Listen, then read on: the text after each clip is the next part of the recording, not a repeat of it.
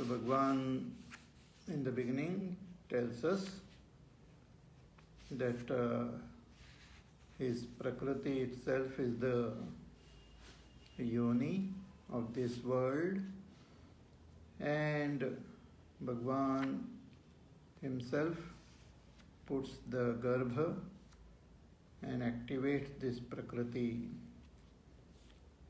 So in this way, the entire creation is born.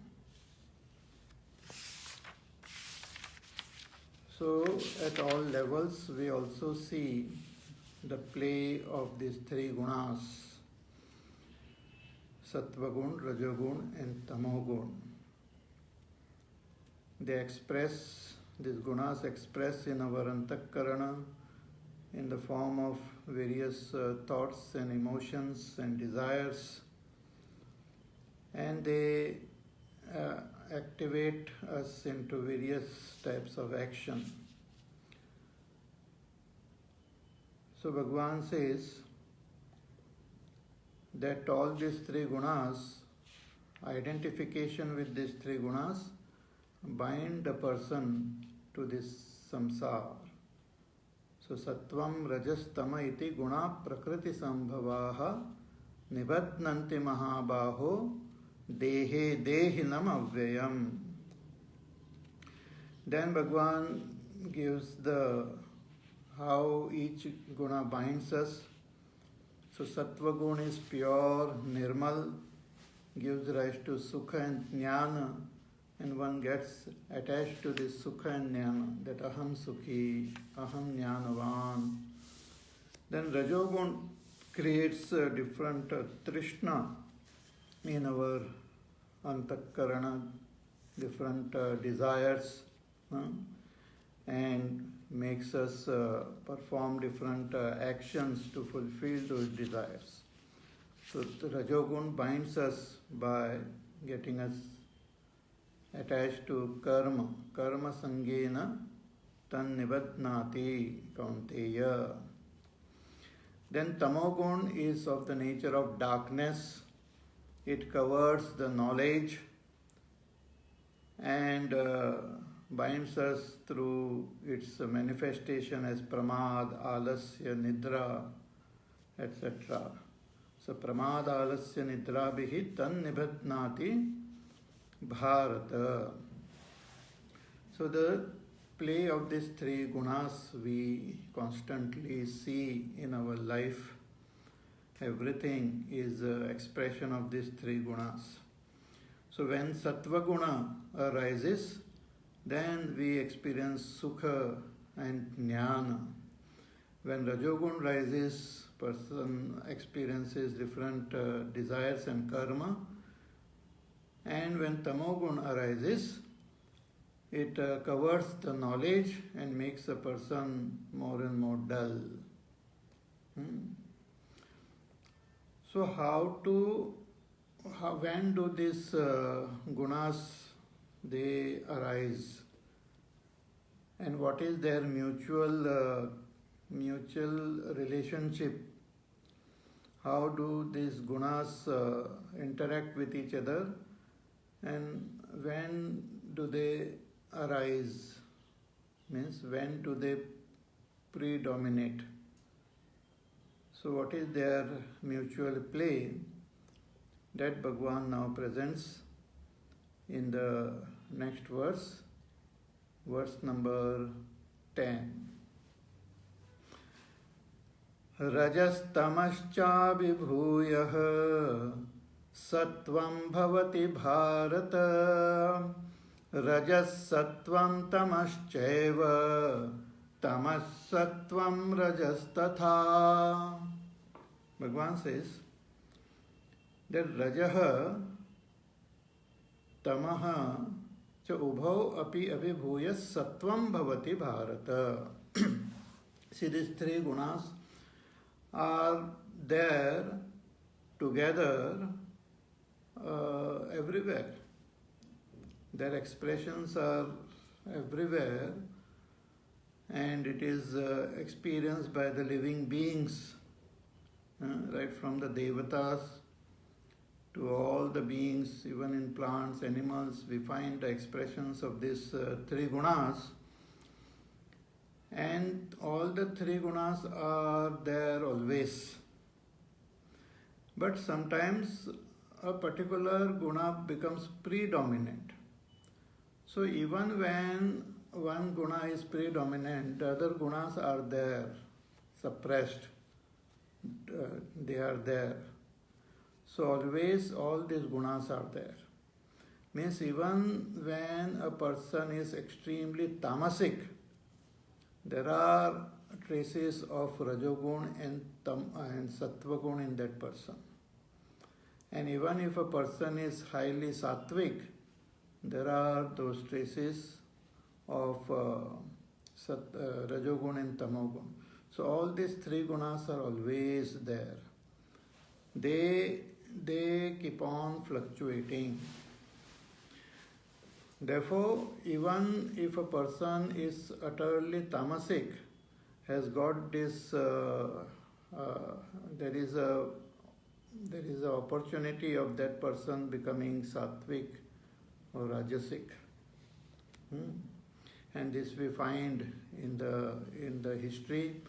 We find it stories in our Puranas also, that how a very tamasic person coming in contact with a great master, a great saint, suddenly gets transformed, become a very sattvic person. So this is a very interesting play of these gunas. So here Bhagavan says that when do sattva gun arises, Bhagavan says rajas tamaha cha abhibhuyaha, suppressing, controlling or suppressing the rajogun and tamogun, sattva gun arises. Sattvam bhavati bharata. So rajogun is mainly expresses in the form of activity. Tamogun expresses in the form of inactivity, laziness, sleepiness. And sattvagun expresses as knowledge, as awareness.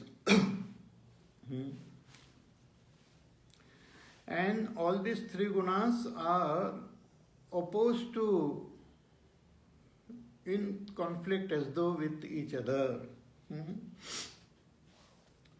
Rajogun is against sattvagun and tamogun. Tamogun is against rajogun and sattvagun. Sattvagun is against rajogun and tamogun. So they are in conflict like. So when a particular guna goes down, another that guna comes up. If one encourages sattvagun to arise, then automatically the rajogun and tamogun will go down. So if we do some satsang, if we pray, if we participate in puja, japa, then we encourage the sattvagun which is there, dormant within, to manifest, to become predominant. And when it becomes predominant, the other gunas goes down. The restlessness of the mind goes down. When we have experience, when we involve ourselves with satsang, the restlessness of the mind goes down. The laziness, the forgetfulness goes down, and we become more alert, more aware, more happy, more peaceful. That peace, that happiness is there within us, but it is not getting the chance to manifest. So sattva gun manifest this hidden inner potential which we have. It's like a lake. When the waters are dirty, we don't see the bottom of that lake. But as the water becomes clean, from all turbulence, become absolutely clear, then we can see to a large depth within that lake. Similarly, when our antakarana is turbulent with rajogun and it is dirty, opaque, dirty with tamogun, then we don't realize that joy, that peace, that deep sense of satisfaction, that faith which is present within us. See, all the satsang and all the learning which we have done, it doesn't get destroyed, it remains. It's never lost, it remains. But it remains suppressed, it remains hidden, it remains without getting manifested. So when we give ourselves an opportunity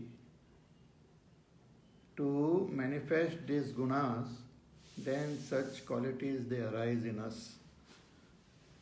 So Bhagavan says, Rajaha Tamaha cha abhibhuyaha, suppressing Rajogun and Tamogun, Sattvagun arises.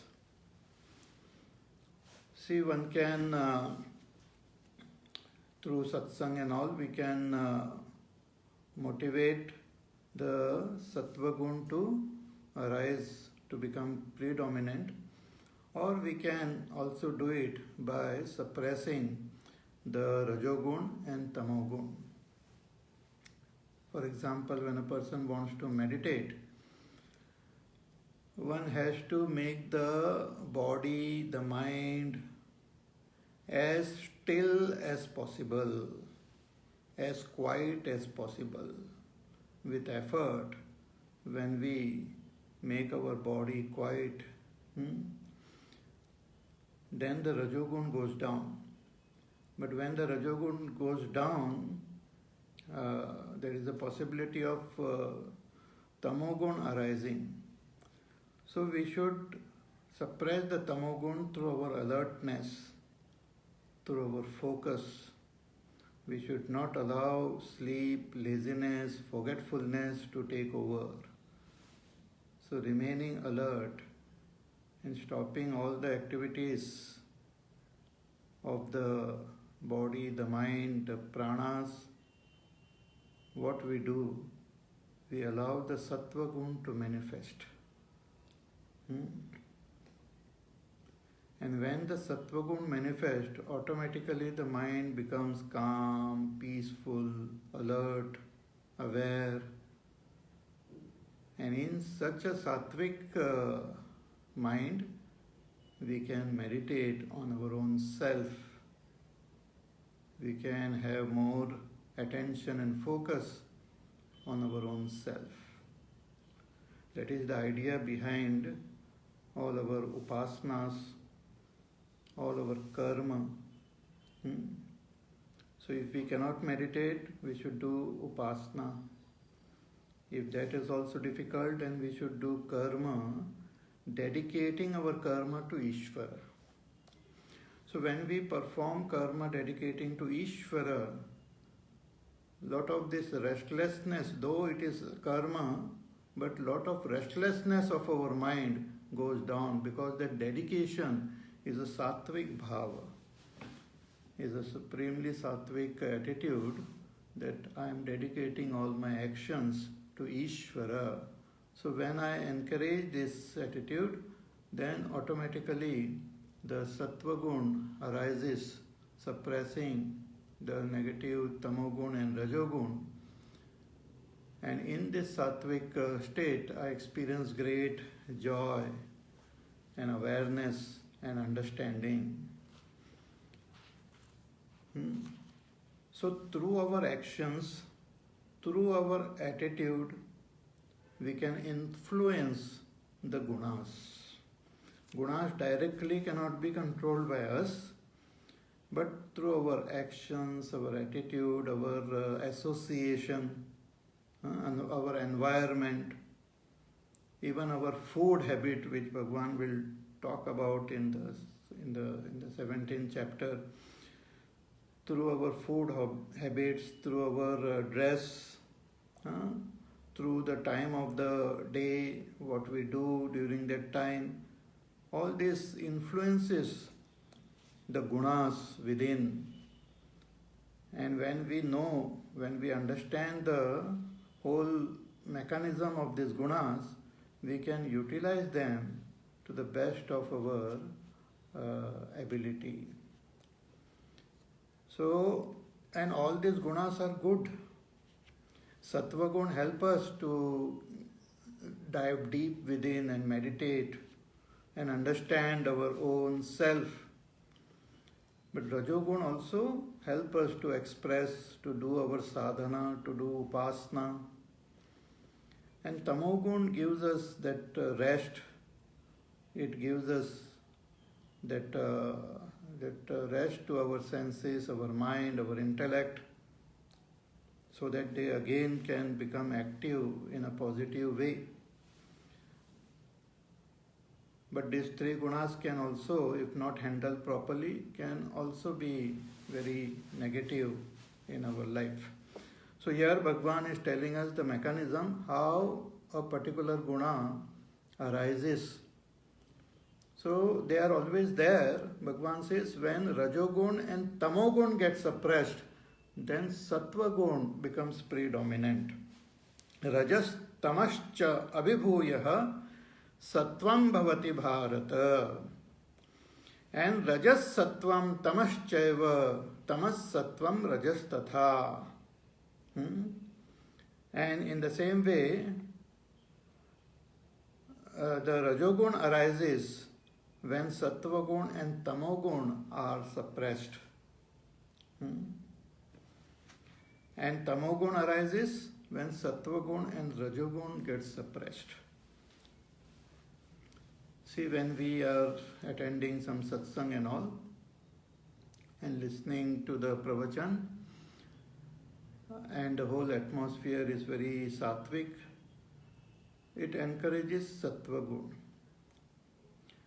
But suppose we don't pay attention, or we don't get that knowledge properly, then slowly the mind starts becoming restless. So sattva gun goes down, rajogun comes up, we become restless, we start looking here and there, we start checking our mobile and messages, we start scratching our body, disturbing the neighbors.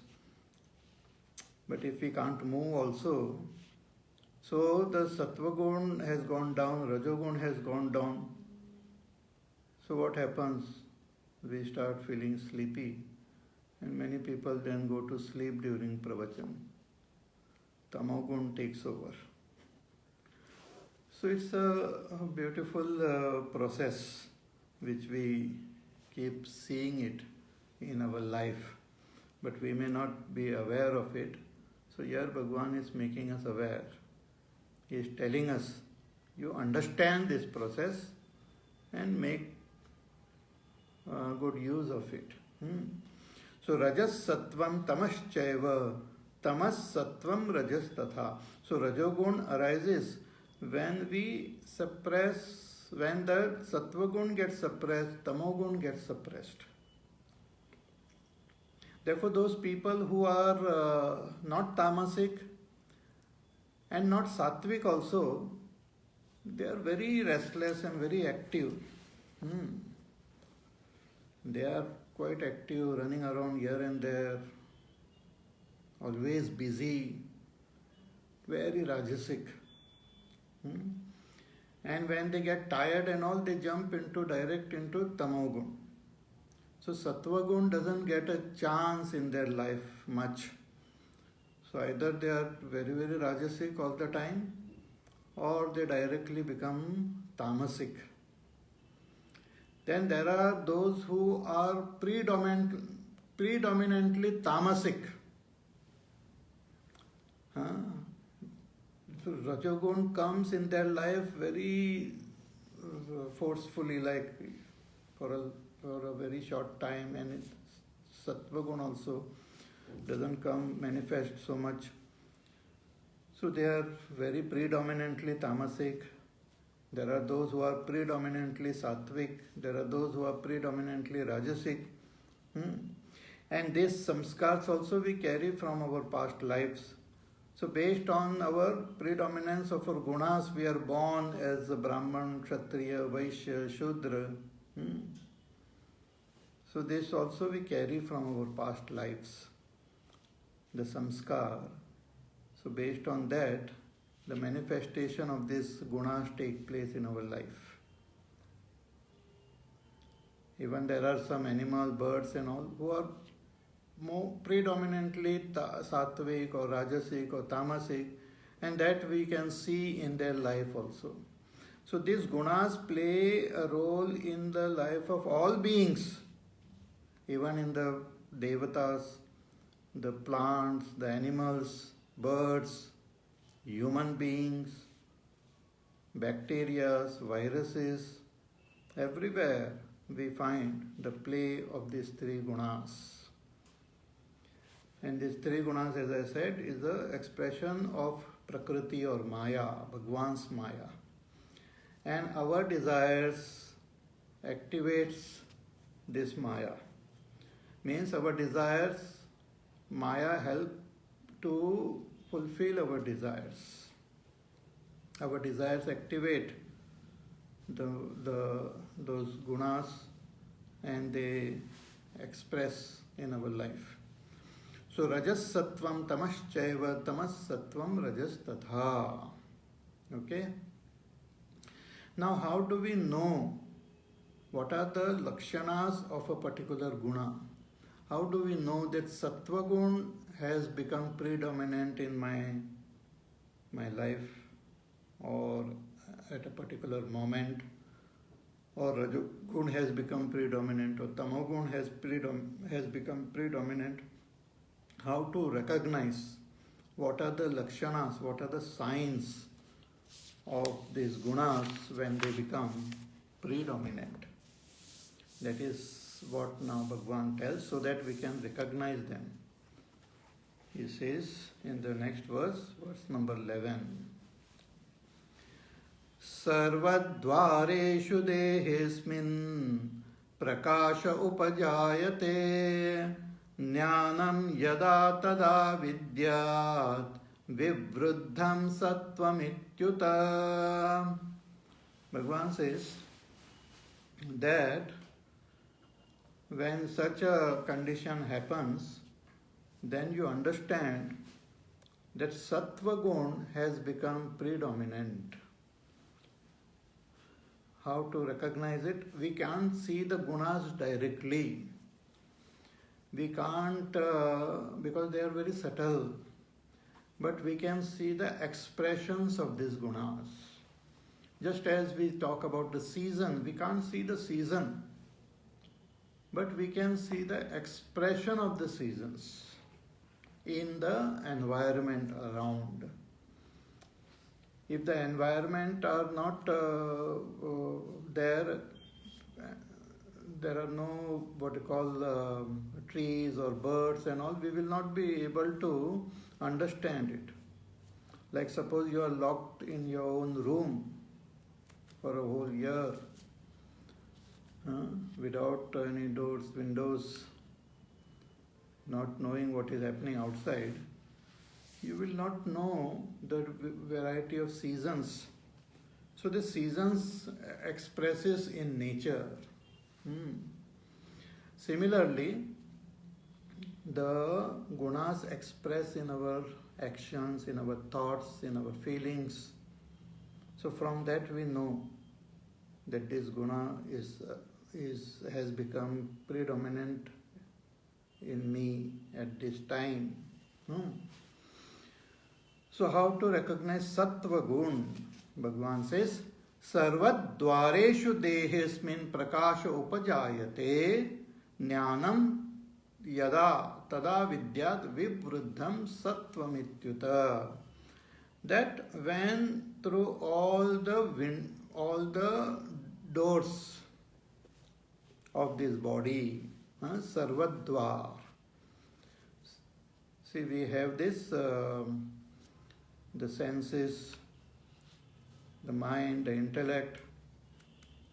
They are like the dwar, doorways, to recognize and know that Supreme Self. Bhagavan Shankaracharya writes in his commentary, Atmanah Upalabdhi Dwarani Shrotradini Sarvani Karanani Teshu Sarvadwareshu. All these, the sense organs which we have, as well as the internal organs, they are like the dwara which help us to see and know this world, and through the world we can know that Ishvara. So Bhagavan says, when through all this dwara, sarvadvareshu dehe asmin prakasha upajayate, when the prakash happens through all these doors. What is prakasha? Prakasha means knowledge, the light of knowledge. Sarvadvareshu antakaranasya buddhehe vritti. See, when we see, hear, taste, touch, it creates a vritti in our antakarana. It's called pratyaya. So I see a flower, it creates a flower vritti in me. I see the bird, it creates a bird vritti in me. So through the senses mainly, we gain the knowledge of this world. Shabda, Sparsha, Rupa, Rasa, Gandha, these 5 objects are there. They are understood through our sense organs. And these sense organs, they function in the present moment. They always function in the present moment.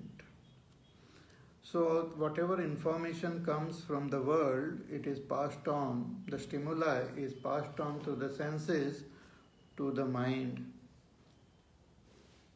Then the intellect analyzes all this and takes appropriate decisions, evaluates what we see, hear, taste, touch, and accordingly takes the decision. And things are then kept in our memory. So the senses constantly perceive the world and gives that knowledge.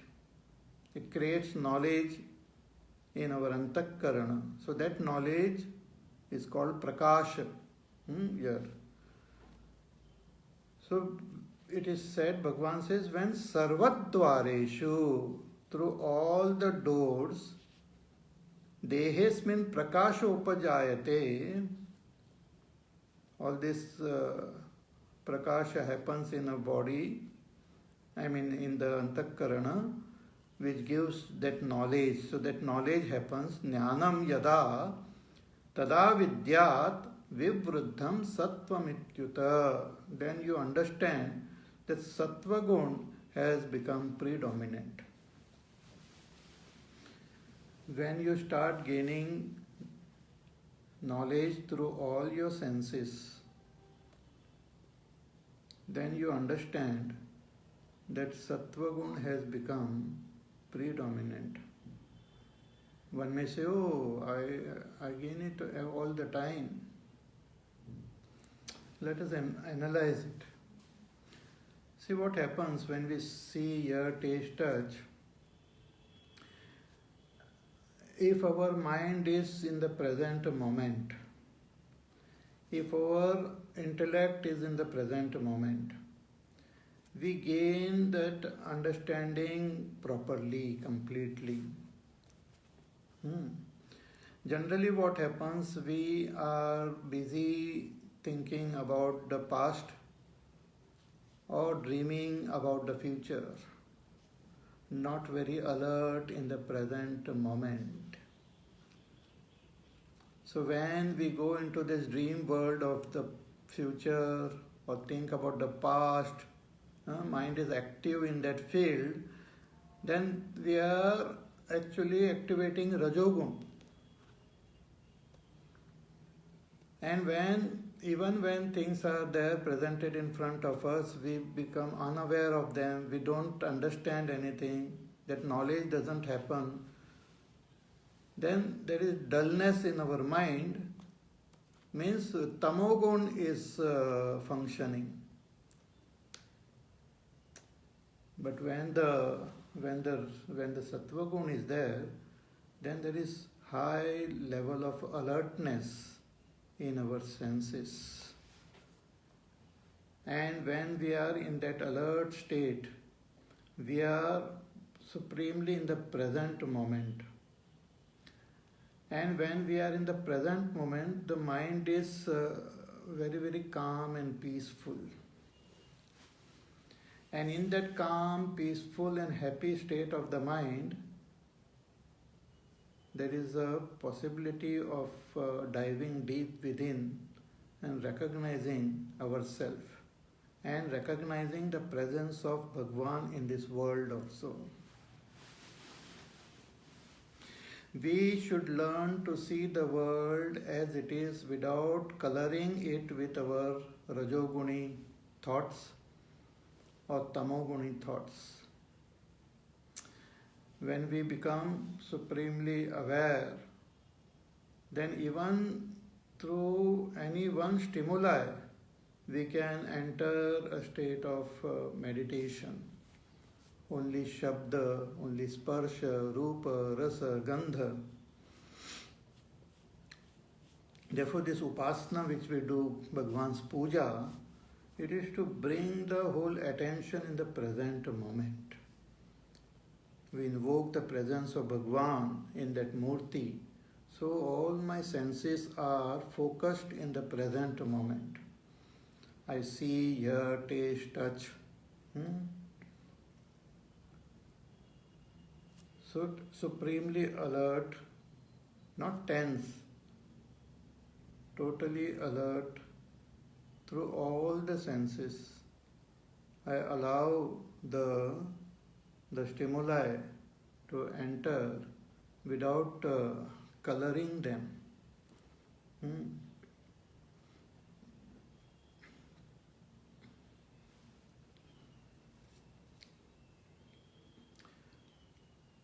So this is a beautiful state. Is Sattva Gun. Sattva Gun gives us the knowledge as it is, doesn't color anything, doesn't create any illusions, doesn't create any disturbance, confusions. It just presents things as they are.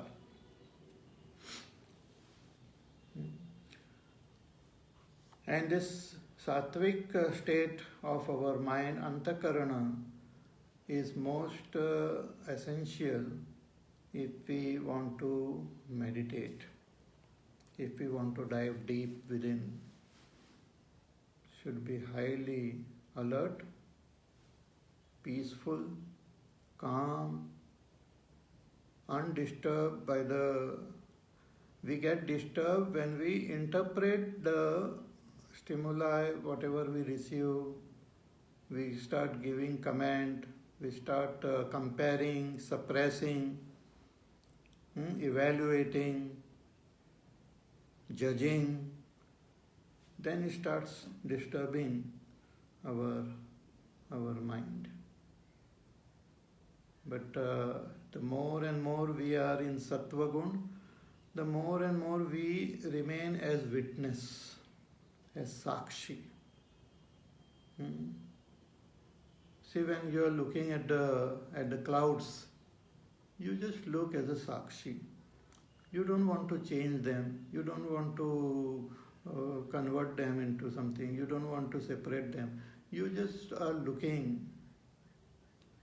Whatever is being presented, you just look. Without commenting, without judging, without naming.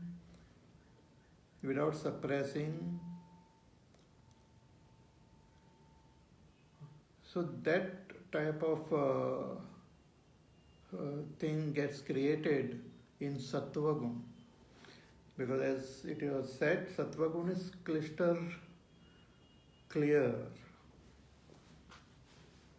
It presents things as they are. That is called knowledge. Knowledge means the whatever object is there in front of you, that gets presented as it is. Therefore, knowledge is said to be Vastu Tantra. Suppose a blue flower is there, then our Antakarana will create that blue flower, the vrittiness. It will not be red, it will not be green. So as the flower, so will be the vritti. But if our Rajogun and Tamogun start interfering, then flower may be blue, but I will have a red vritti in it. That's how the confusion happens. The rope is there, but I get a vritti of a snake.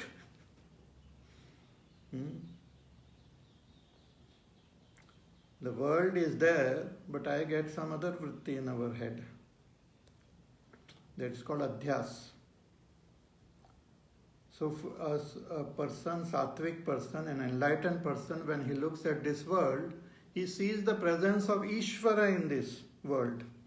Siya Ram May Sab Jagajani Karahu Pranam Jori Jugapani. He sees the presence of Ishvara. But when we look, we superimpose our Rajasic and Tamasic ideas on this world, and we see a different world altogether. We say, where is Ishvara? I don't see Ishvara here. When Shivji and Sati, they saw Bhagwan Sri Ram, Shivji could see that Sakshat Brahma present in front of him. But Sati, she could not recognize. She says, what Brahma? He is an ordinary person. When Prahlad looked at this world, he could see Bhagwan everywhere. But when his father looked, he says, where is Bhagwan? This is just a pillar, just a rock.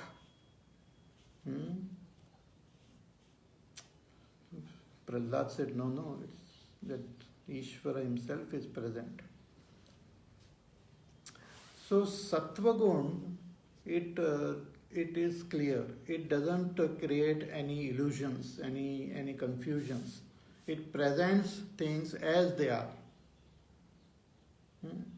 Through all the senses. There is no favoritism that it will focus on one sense more or other sense more. So highly alert in all the senses. Means in the supremely sattvic state, the person can experience the sense of sight, hearing, tasting, smelling, touch, everything. He can experience it. See, person even we see in our day-to-day life while eating also, we are not aware what we are eating, just gulping whatever comes in front of us. उसमें उसका स्वाद भी हम नहीं ले पाते हैं. We don't achieve the thing properly. We don't eat properly because our mind is not there. We are not sattvic. We don't get the taste. We don't get the smell. We don't get any sight. We don't are aware. We are just like a person hypnotized. We are not aware of things around us. That is not Sattva Gun. So if you analyze this sign of Sattva Gun and analyze your own life, we will find that for very few moments during the day, we might be fully sattvic. Otherwise, most of the time we are rajasic or tamasic.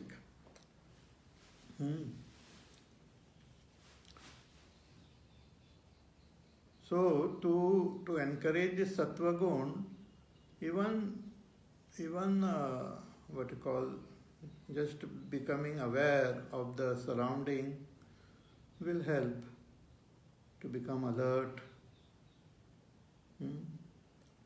So sarvadvareshu dehesmin prakashopajayate jnanam tata yada tada vidyat vivruddham sattvamityuta.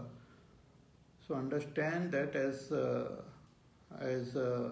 the state of a predominant sattva gun, when through all your senses knowledge happens as it is. We are not talking about what is the use or how it will be and all, but it's a state of the mind where all knowledge takes place. See, it's just like our camera. When the lens is little foggy and all, it doesn't click good pictures. But when the lens is crystal clear, very clean, then whatever is presented in front, that image gets clicked as it is. Or if we are standing in front of a mirror, if the mirror is clean, then that clean mirror presents the object in front of it as it is. But if the mirror is dusty or mirror is crooked,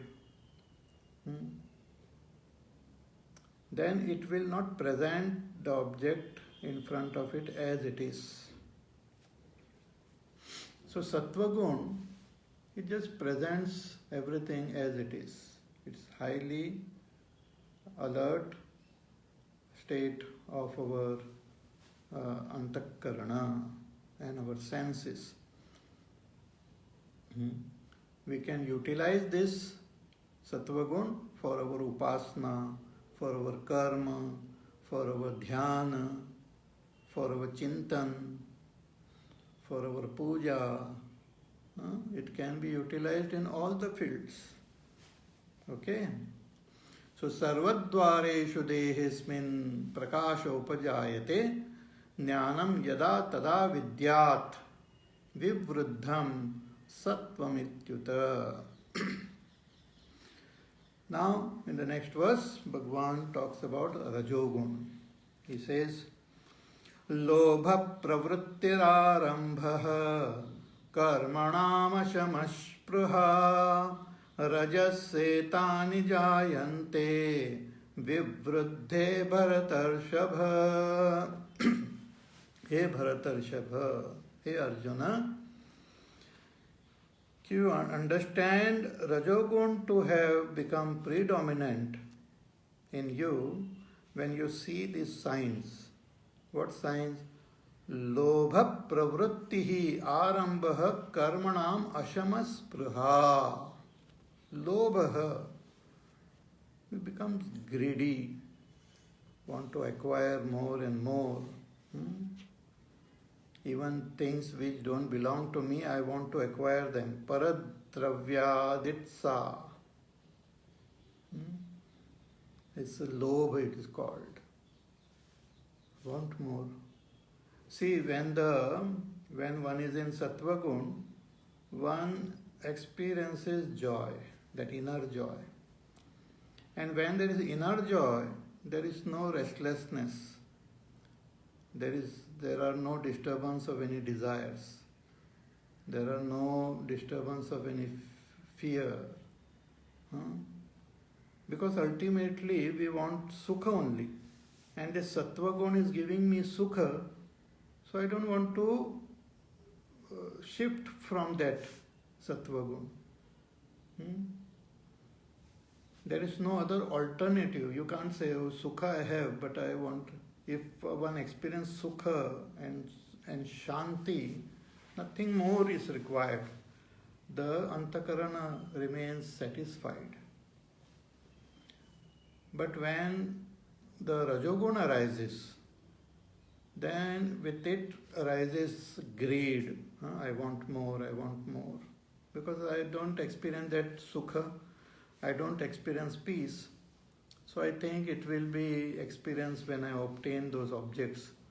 So I want more. So lobha, greed. And in order to fulfill those greed, this Rajogun activates actions in me. So pravritti.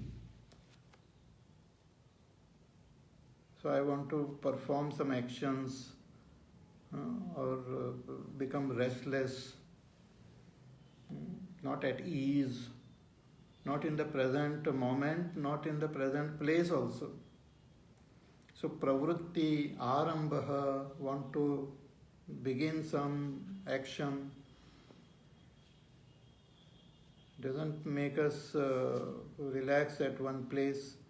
I want to just get up and start doing something, going somewhere, calling someone, checking something, sending some messages to people unnecessarily, forwarding something, going on the Facebook and just commenting on somebody's post.